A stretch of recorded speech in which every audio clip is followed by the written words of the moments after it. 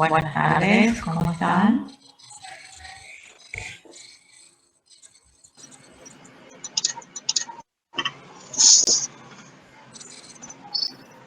Buenas tardes. Buenas tardes. Buenas tardes, doctora. Buenas tardes, doctora. Buenas tardes, doctora. Bueno, ¿cómo le va? ¿Se escucha? Sí, se escucha bien. Sí. Se escucha bien. Bueno, ahí voy a proceder a presentar la pantalla. Una, por favor, que me conteste si se ve bien la presentación, por favor. Y después silenciamos los micrófonos para que no haya interferencia.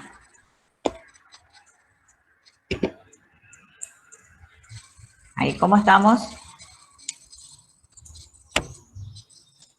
¿Se ve la presentación? No se ve. ¿Ahora? No, doctora. No. Bueno. Vamos a abrir entonces otra vez.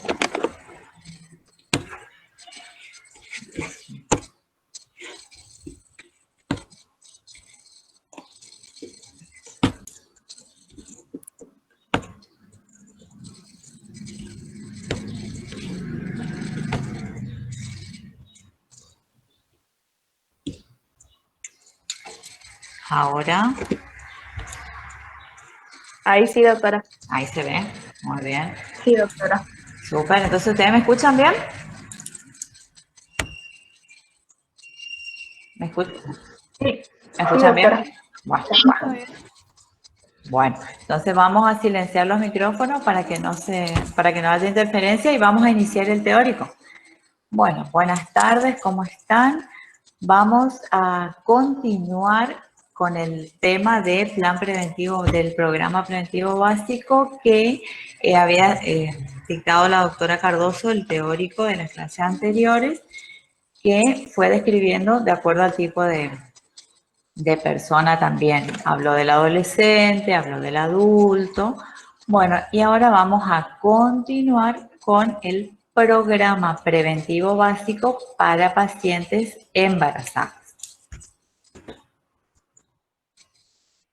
El embarazo constituye una condición sistémica particular que modifica las condiciones bucodentales.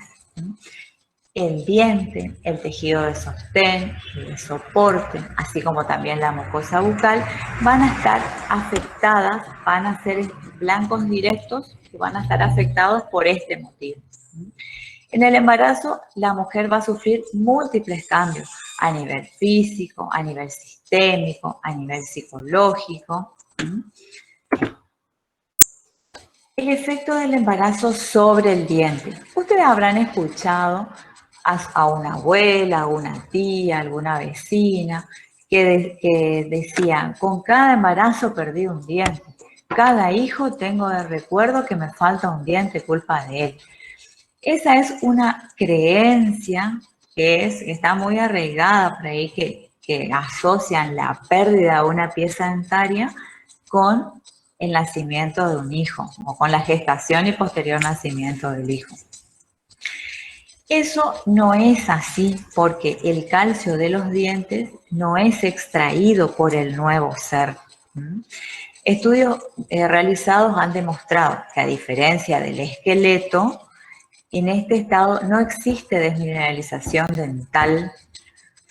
Si la mujer embarazada requiere un 33% más de calcio que una mujer no gestante, pero ese calcio que requiere para el nuevo ser no es extraído de la pieza dentaria.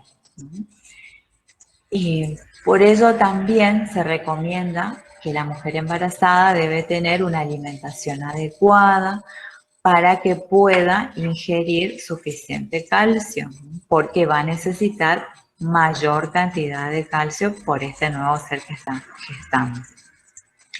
Lo que ocurre en el esmalte a nivel de la pieza dentaria tiene lugar por el recambio de minerales con la saliva y no por disminución del calcio.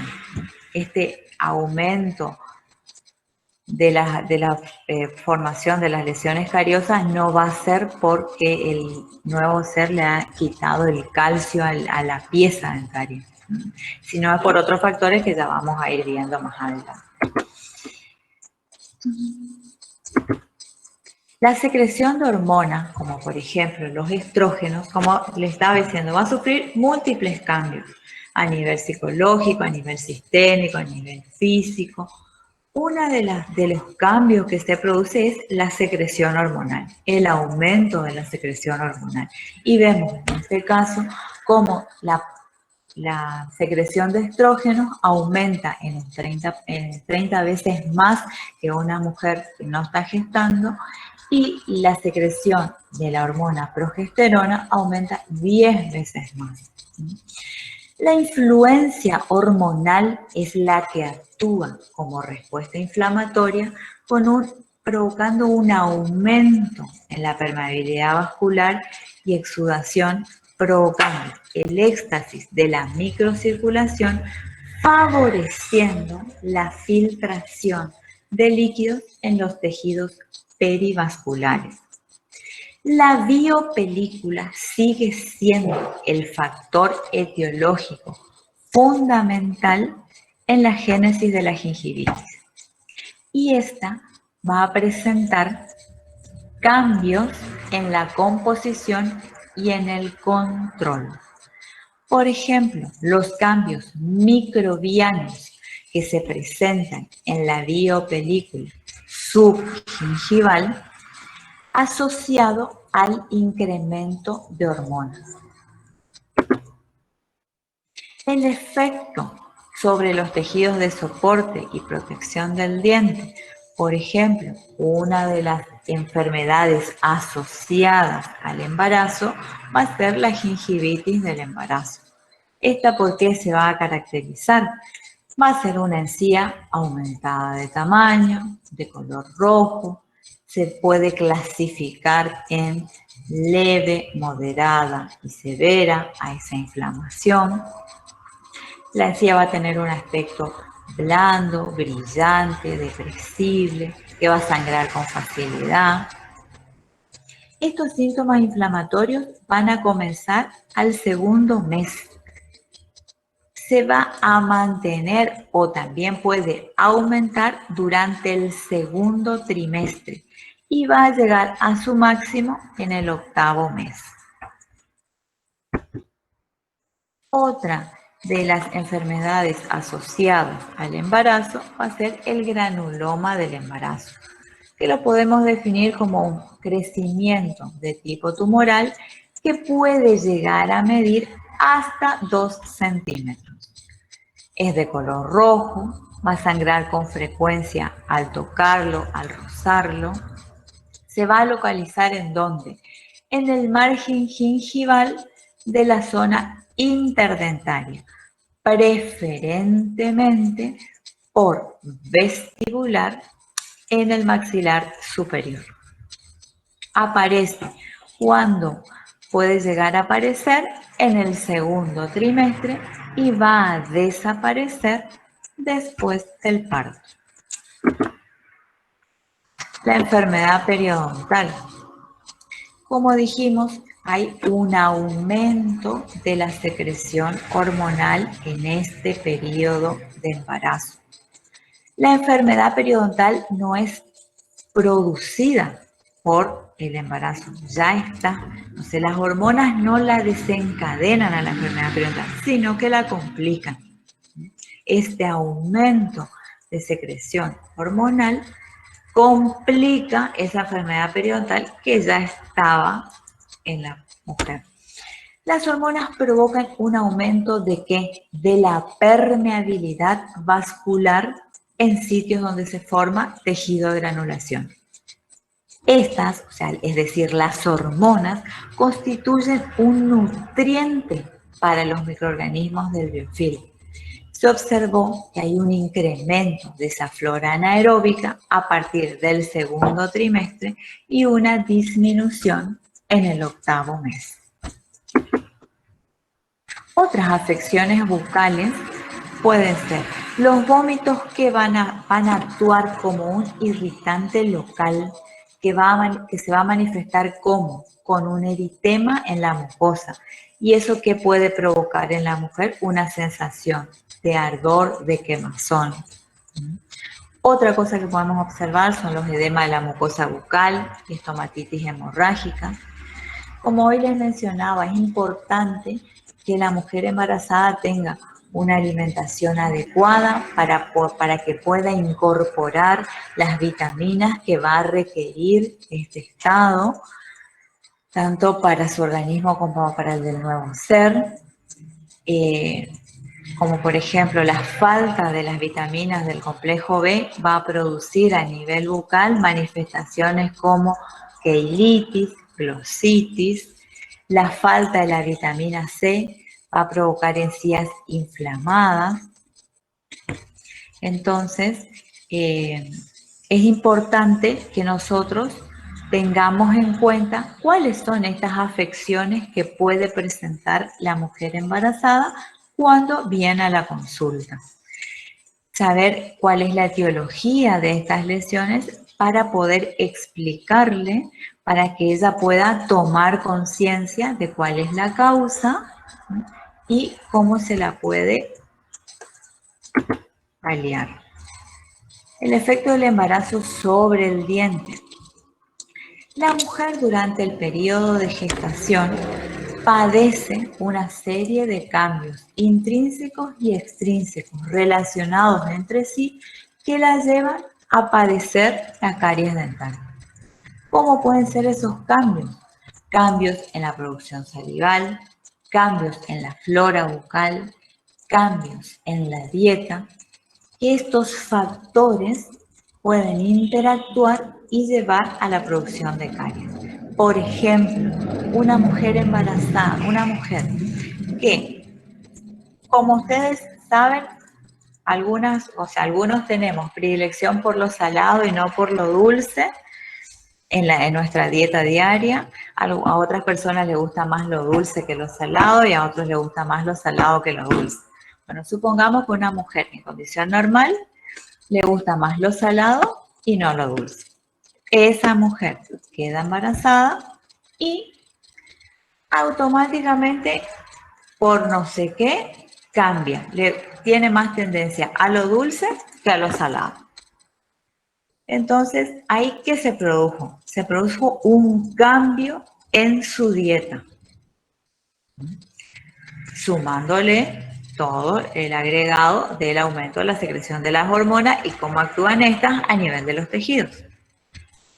Por ejemplo, cuando hay un cambio en la producción salival o en la composición salival, ¿qué observamos? Una disminución del pH y de la capacidad buffer de la saliva.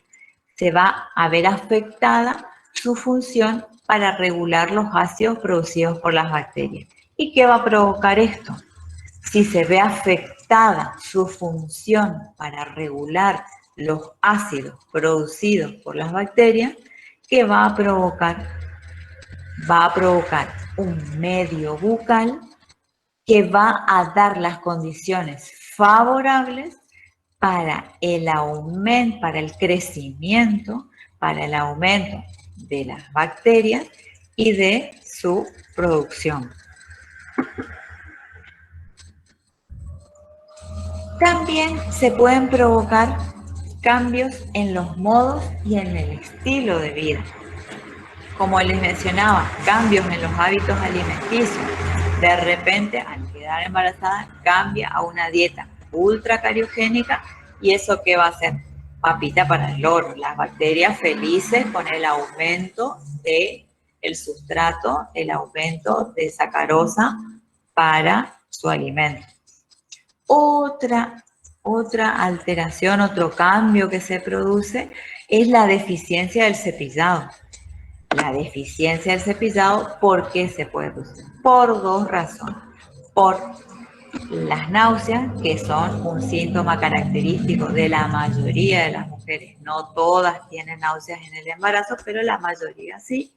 Y esto va a decir, no, Doctora, le va a decir, a mí me toca nomás el cepillo un poquitito el labio y a mí ya me da arcada, me da náusea, yo ya no me puedo cepillar los dientes.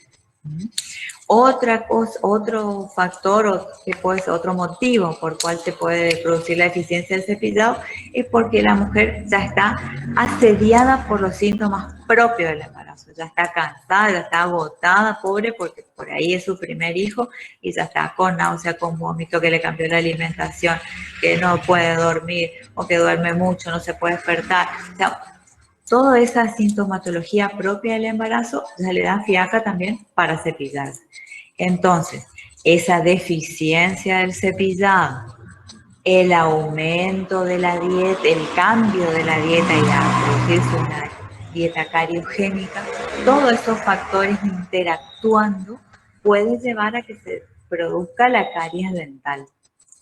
Y si ya tenía una mancha blanca o una caries incipiente, puede llevar a que eso siga avanzando y si no se trata, llegar a la mortalidad dentaria. El programa preventivo básico para la embarazada se prevé 3 controles en cada trimestre del embarazo. Cada control constará de 2 consultas con objetivos educativos y clínicos. Esto en lo posible. El primer control trimestral. El primer control trimestral, el componente clínico de la primera consulta, ¿en qué va a consistir? En la confección de la historia clínica, pero previamente a esto tenemos que tener el consentimiento de atención, que eso hay que solicitarle al ginecólogo, a su médico, que dé el consentimiento para que ella pueda asistir. Confeccionar la historia clínica, se le va a realizar el examen bucal, se va a observar cómo están sus tejidos duros, sus tejidos blandos, se va a realizar el control de la biopelícula, la enseñanza de la técnica de cepillado, del uso del hilo dental, de la existencia de suplementos fluorados. Se le va a entregar un formulario de estudio de dieta. El componente educativo de esta primer consulta. Esto es lo que hoy les mencionaba, que nosotros tenemos que tener presente cuáles son cuál es la causa y cómo se producen las enfermedades, tanto como las caries, como las enfermedades gingivales, porque tenemos que explicarle si nosotros queremos que ella tome conciencia, incorpore el cepillado dentario diario, trate, pobre, por más náusea que tenga o mal que se sienta, queremos que se cepille sus dientes, tenemos que explicarle y que motivarle y diciéndole cuál es la causa de esa caries para que ella pueda controlar. Explicarle las enfermedades del embarazo, explicarle por qué aparece, cuándo aparece, dónde aparece. Entonces ella, cuando por ahí observe y vea que tiene un granuloma del embarazo, no se asuste, sepa que bueno, esto se puede producir. La relación entre el embarazo y la incidencia de la enfermedad bucodentaria, como le estaba diciendo también, explicarle que no es así, que por cada embarazo va a perder un diente, que el calcio no es extraído de la pieza dentaria para el nuevo ser, que eso es extraído del esqueleto y que también tiene que tener una nutrición adecuada incorporando las vitaminas necesarias. Enseñarle la técnica de cepillado, del uso del hilo dental, de los suplementos fluorados. Y siempre tenemos que tener en cuenta que la mujer embarazada está pasando por una etapa muy importante de su vida, tiene una particularidad, sensibilidad, y también está muy receptiva de la información, tanto para ella como para el nuevo ser que está gestando. Entonces, por ahí hay que aprovechar eso como para lograr concientizarle de la importancia de la técnica de cepillado, del uso del hilo dental, de una alimentación adecuada y de la consulta al odontólogo también.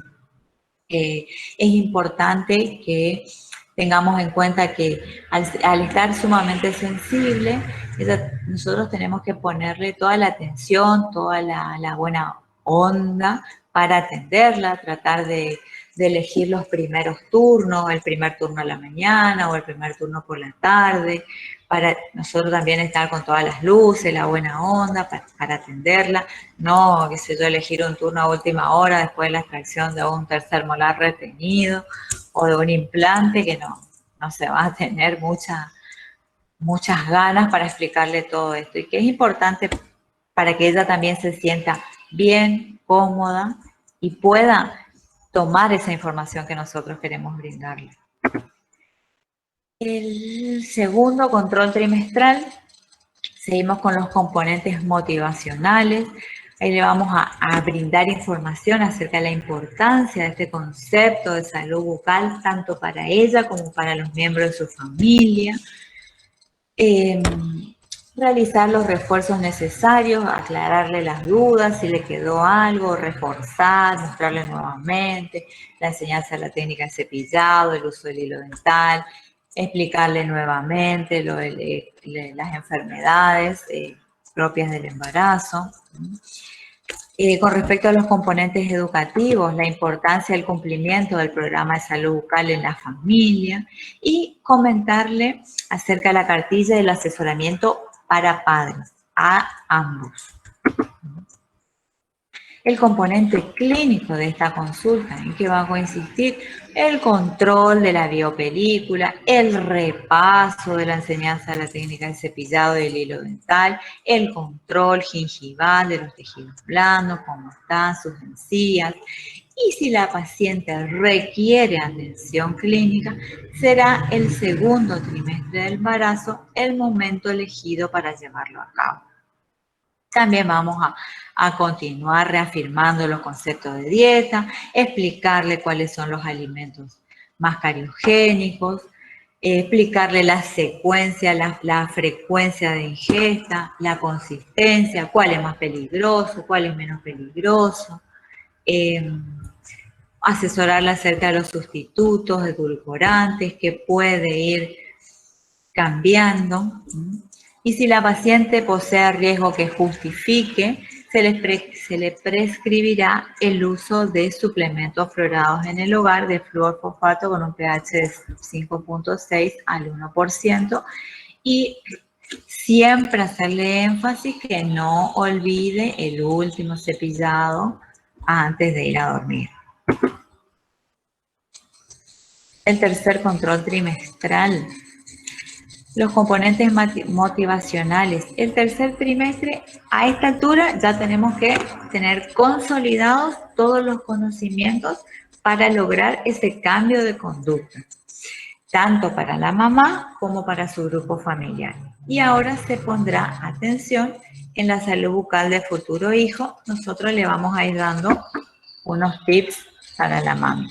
Los componentes educativos, entonces el profesional le va a brindar información acerca de el síndrome de biberón, el uso del chupete, el uso de la mamadera, la infectividad del traspaso de los estreptococos mutans, el tipo de testinas, las nociones sobre deglución atípica y mordidas abiertas por hábitos de succión.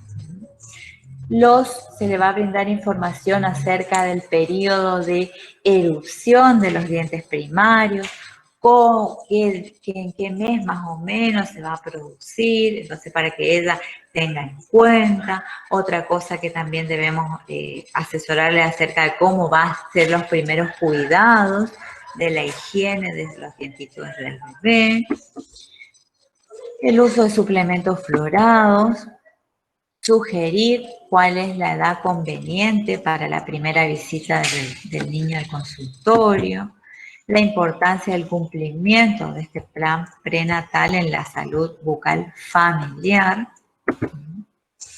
Y acá vamos a, como les decía, a continuar con el programa preventivo básico para la embarazada, haciendo un repaso de lo que había dado la doctora Cardoso en el teórico anterior.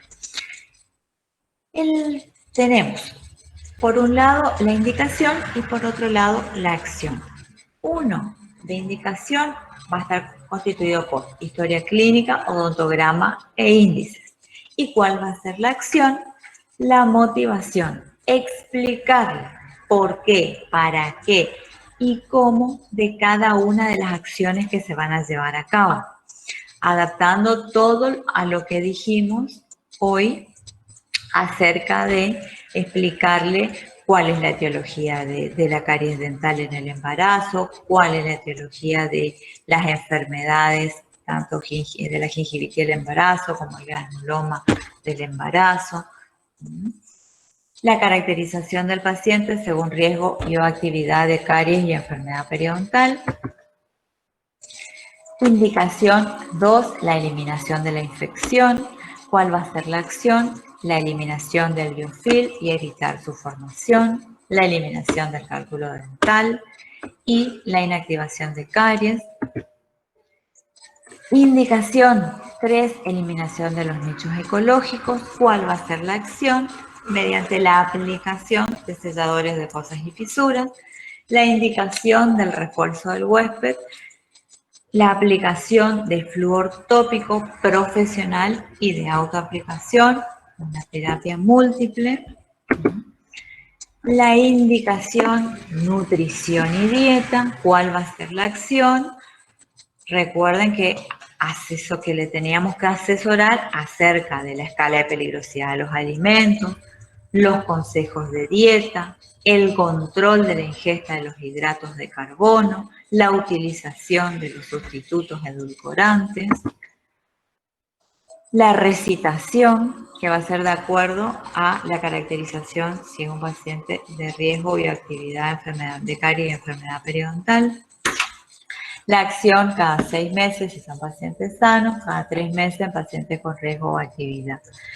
Igual esto adaptamos a la mujer embarazada que dijimos 3 controles por trimestre.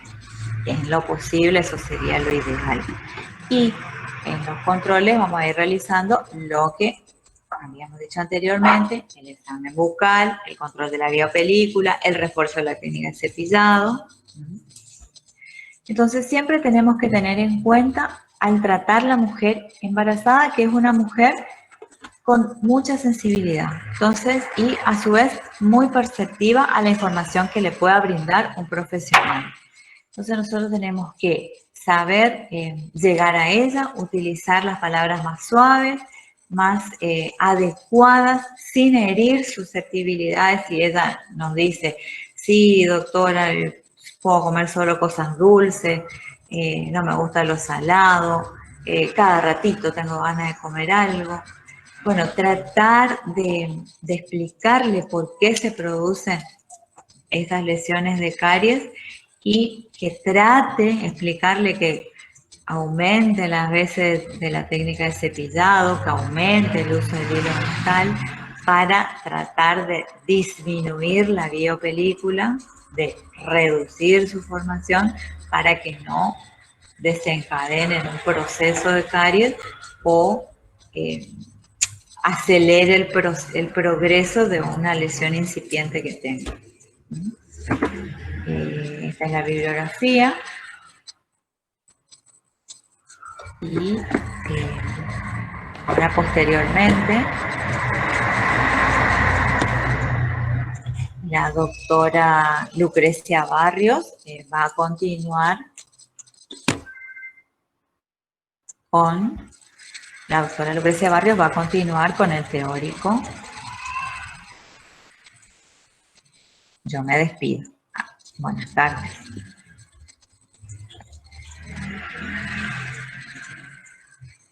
Buenas tardes. Ya estoy conectando la pantalla un segundo.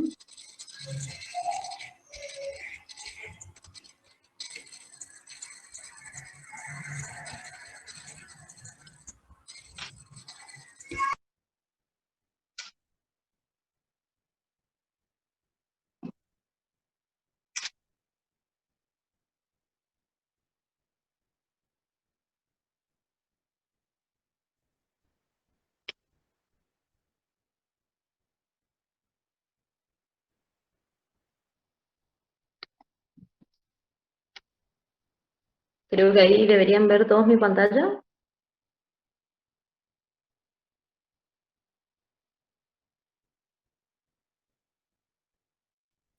Sí, doctora, se ve. Sí, doctora. Bueno, entonces siguiendo con el tema de los programas preventivos, ahora vamos a hablar de otro tipo de pacientes, los pacientes discapacitados.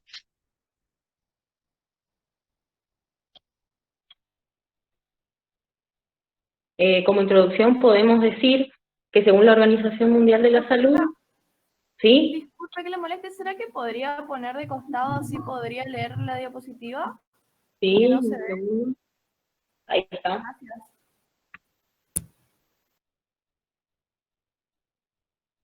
Bueno, como les decía, según la Organización Mundial de la Salud, se define la discapacidad, es un término genérico que incluye deficiencias de las funciones y o estructuras corporales, limitaciones en la actividad y restricción en la participación e interacción entre un individuo y su entorno.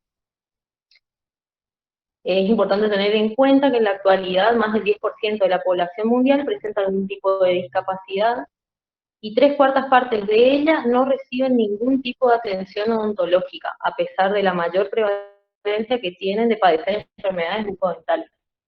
Debido a que la higiene bucal es deficiente por las alteraciones físicas y psíquicas que impiden realizar un cepillado eficiente, a las dietas que suelen ser más blandas, a veces a la alta ingesta de fármacos, y a las pocas visitas de control odontológico, la incidencia de caries, enfermedad periodontal y maloclusiones es mayor que en el resto de la población. Bueno, para poner algunos ejemplos, podemos hablar de diferentes tipos de discapacidades. Hay algunas que varía el grado de retraso mental, por ejemplo, síndrome de Down, alteraciones psiquiátricas, ansiedad, psicosis, farmacodependencia, algunos trastornos de la alimentación. Hay pacientes con discapacidad intelectual, con parálisis cerebral, personas con Alzheimer y otras patologías. Las manifestaciones bucodentales más frecuentes en pacientes con discapacidad van a ser caries, enfermedad periodontal, maloclusiones y autolesiones. Debido a la falta de higiene, capaz no a la falta de higiene, sino por todas estas características, muchas veces la higiene no es la mejor, al tipo de dieta que suelen tener estos pacientes, a la falta de visitas de control al odontólogo, la carie dental suele ser la patología más prevalente en las poblaciones de pacientes con discapacidad. En cuanto a la enfermedad periodontal, existen varios factores que predisponen de tipo inmunológico, hormonal, celular, que pueden conducir a una evolución más rápida y agresiva de esta enfermedad periodontal. Los pacientes que presentan algún tipo de discapacidad tienen una predisposición mayor a desarrollarlo. En cuanto a maloclusiones, van a haber diversas determinaciones genéticas que van a favorecer al desarrollo, y a su vez van a haber hábitos como la respiración bucal, succión digital, interposición lingual, que son características que se ven en pacientes con discapacidad, van a hacer que también sea una patología bastante frecuente. Y las autolesiones, que van a ser los actos de autoagresión que van a resultar en daño de los tejidos blandos generalmente.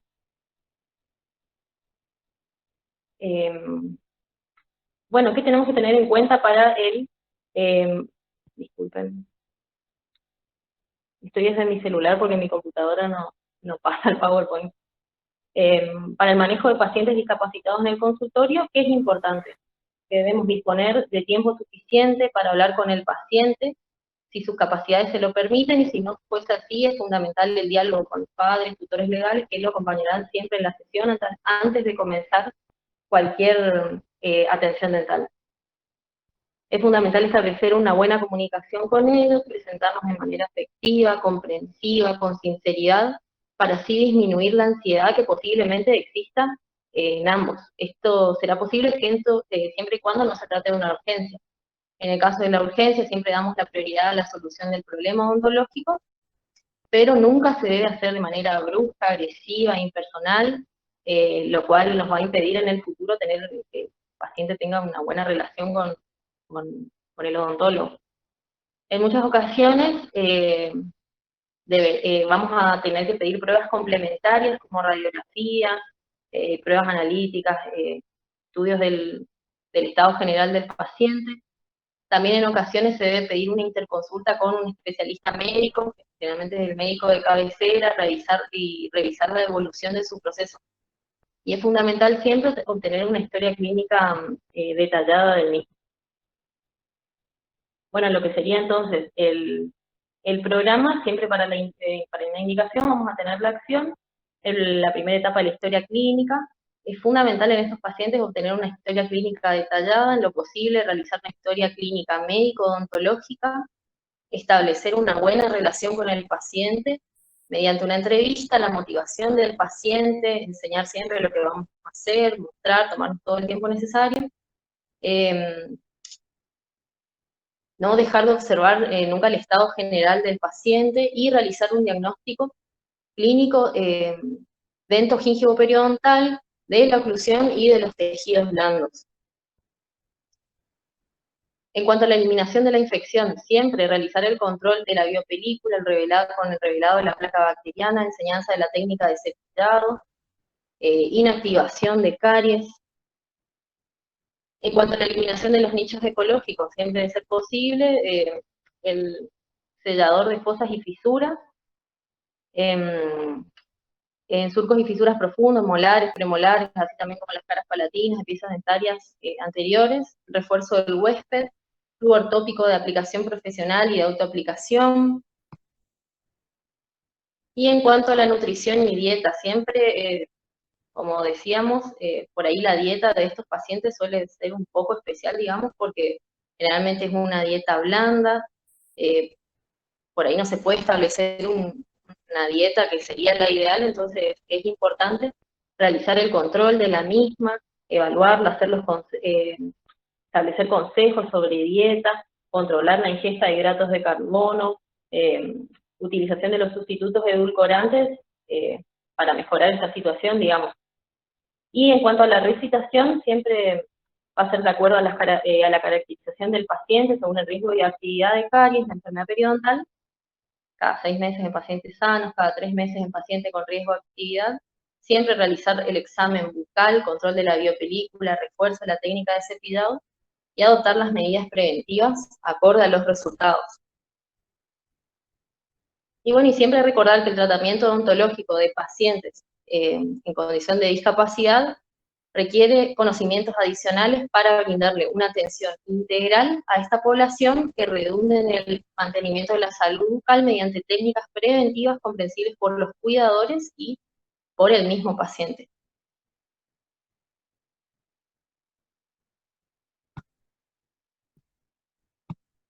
Un segundo, por favor, voy a pasar al otro Power.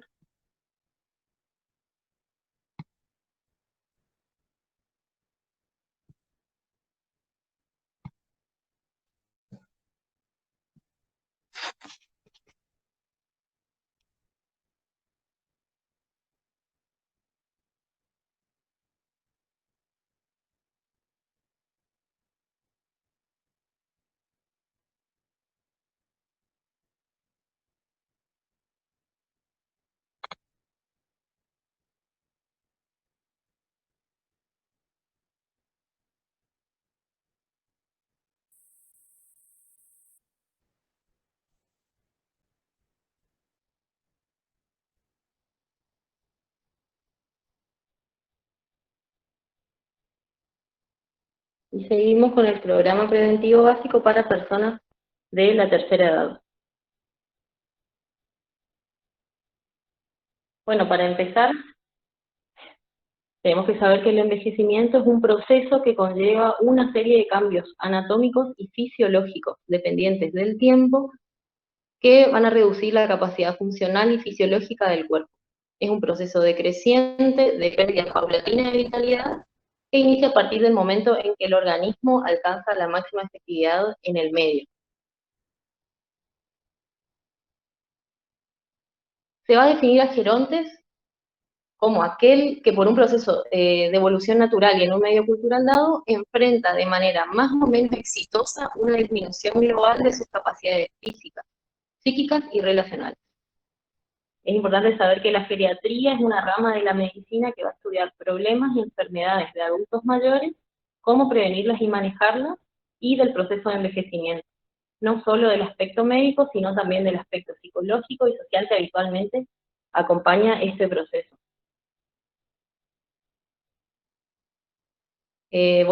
Conforme avanza la edad, el cuerpo va a sufrir cambios morfológicos a nivel de sus tejidos y sistemas. En la mayoría de los casos, la salud del individuo se va a ver comprometida debido a problemas dentales, a problemas nutricionales, a veces a trastornos mentales, otras patologías de fondo como hipertensión, diabetes, insuficiencia cardíaca, cáncer y procesos autoinmunes, entre otros. A nivel bucal, esta población va a presentar varias patologías, dentro de las más frecuentes tenemos la enfermedad periodontal, caries, problemas oclusivos producidos por artrosis de la articulación temporomandibular, cialorrea, entre otras patologías.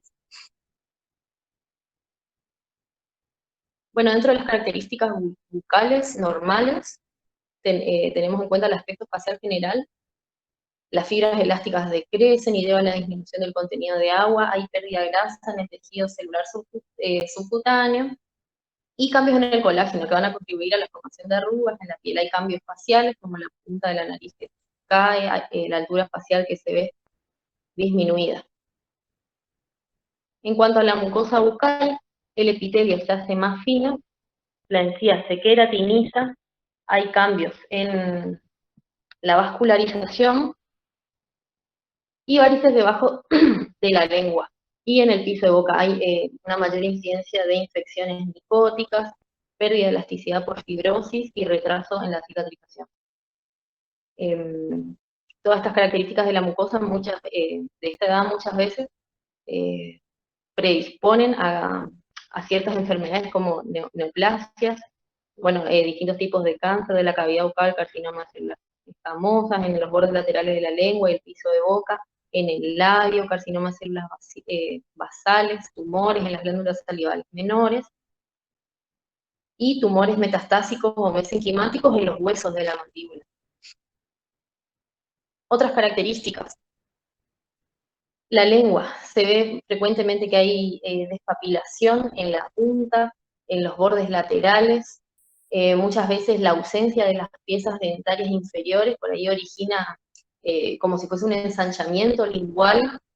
En ocasiones la lengua se puede observar como un aumento de varices, o se ven más las venas en la superficie ventral, y puede tener esta apariencia como lisa y dolorosa. En cuanto a la saliva, a pesar de que el envejecimiento se produce una atrofia del tejido acinar de las glándulas salivales, la producción de saliva no se ve comprometida.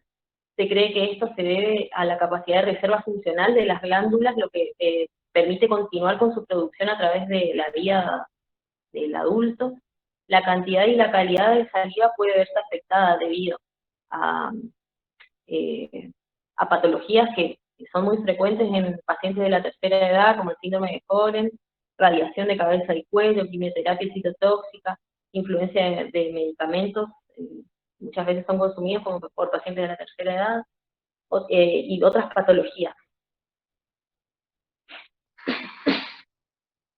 En cuanto a los labios, se ve que hay iritis angular por avitaminosis, alteraciones de la oclusión que disminuyen la dimensión vertical, también se ve que hay una pérdida de elasticidad muscular y de las piezas dentales, que produce que el músculo orbicular de los labios va quedando sin soporte, y por consiguiente es como que se retrae, se queda como el labio más finito.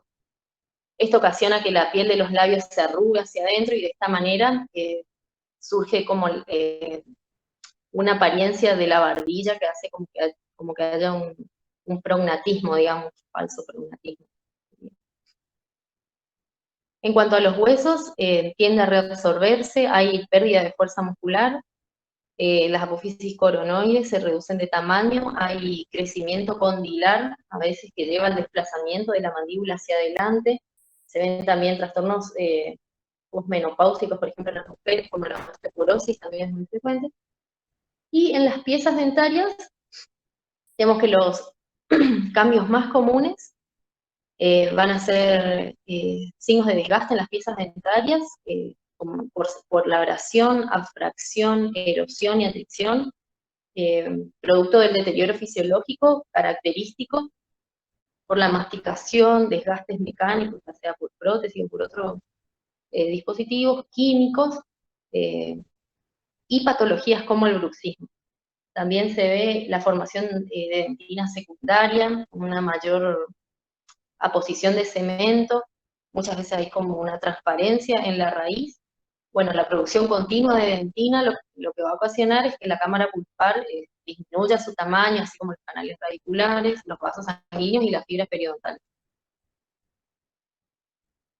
En cuanto al esmalte, se oscurece con la edad, desaparecen las periquematías, la fricción acorta las coronas anatómicas que se vuelven un poco más frágiles, como todos los tejidos mineralizados.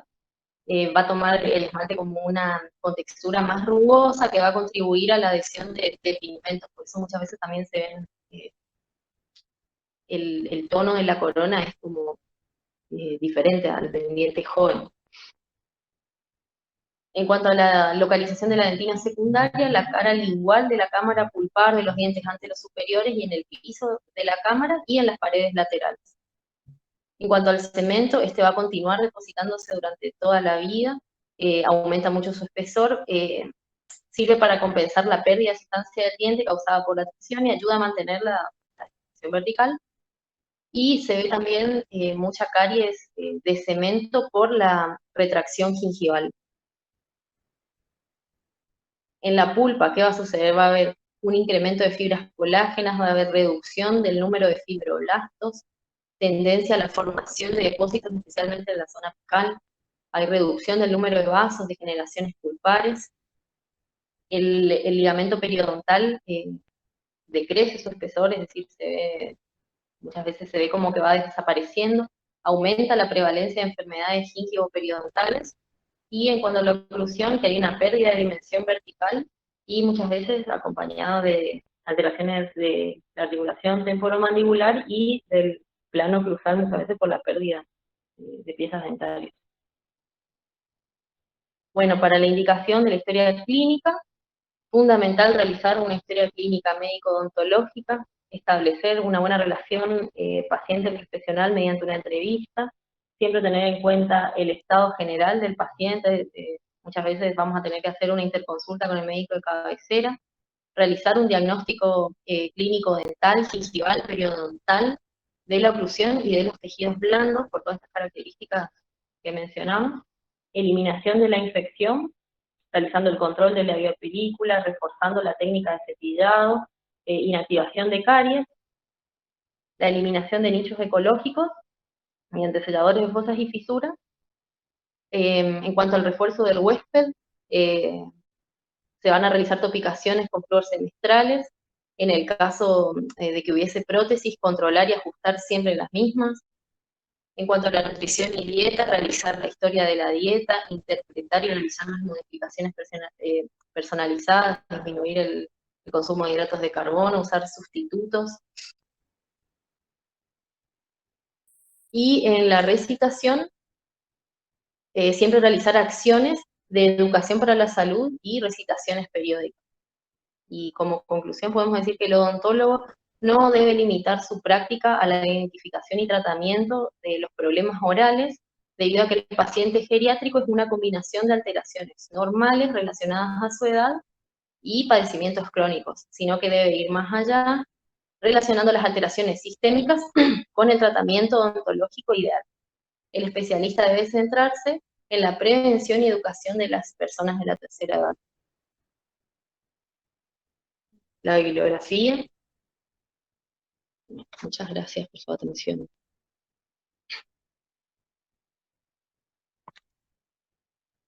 Un segundo.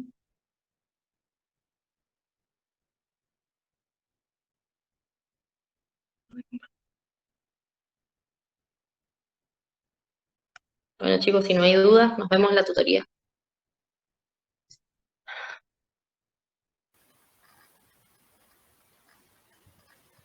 Gracias, profe. Gracias. Gracias, Hasta doctora. luego. Gracias, profe.